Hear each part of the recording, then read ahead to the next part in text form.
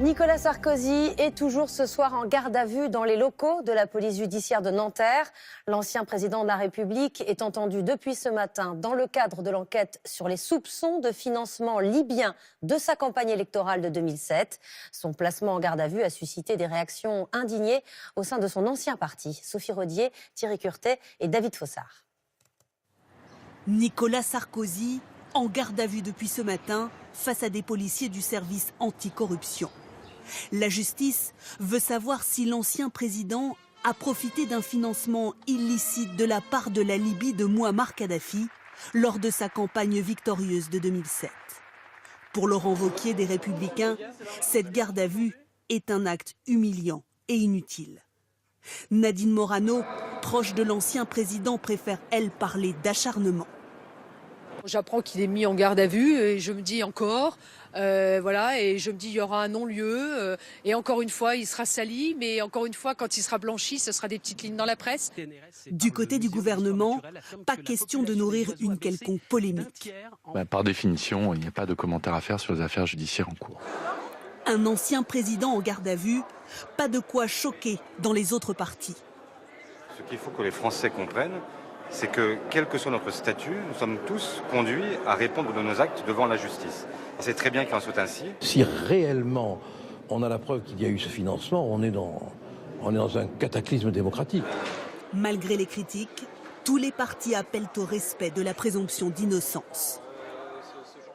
C'est la première fois que Nicolas Sarkozy est entendu dans cette affaire.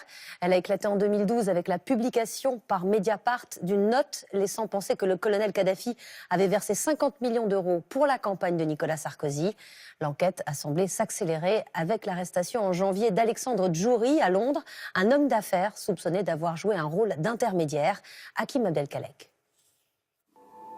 Mouammar Kadhafi avait-il promis 50 millions d'euros pour la campagne de Nicolas Sarkozy?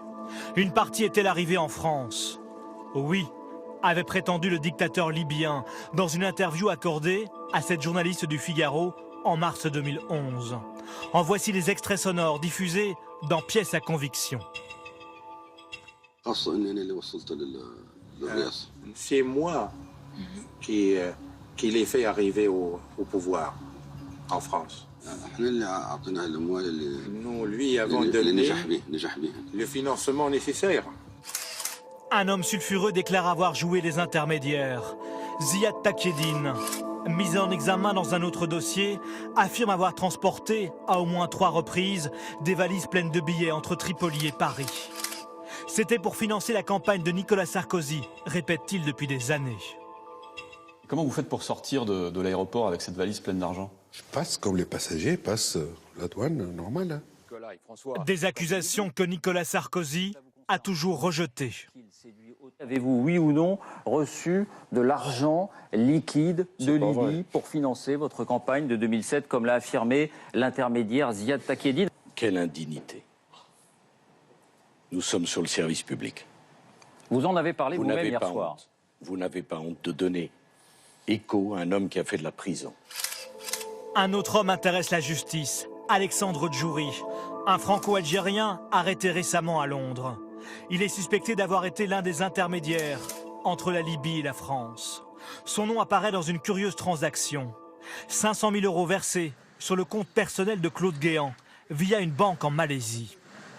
S'agit-il, comme le prétend l'ancien ministre de Sarkozy, du fruit de la vente de ces 2 tableaux d'un peintre flamand? Ou ces 500 000 euros ont-ils un lien avec le supposé financement libyen? Claude Guéant affirme aujourd'hui n'avoir jamais vu un centime venu de Tripoli. Et on retrouve à Nanterre Dominique Verdeillan. Bonsoir Dominique. Nicolas Sarkozy est toujours en garde à vue ce soir. Pourquoi ?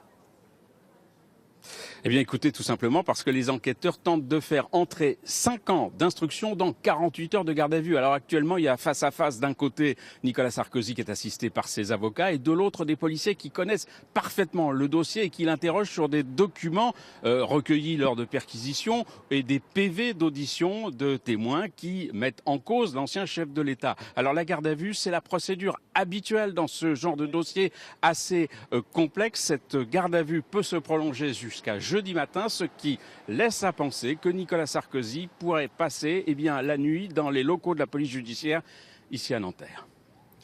Merci Dominique.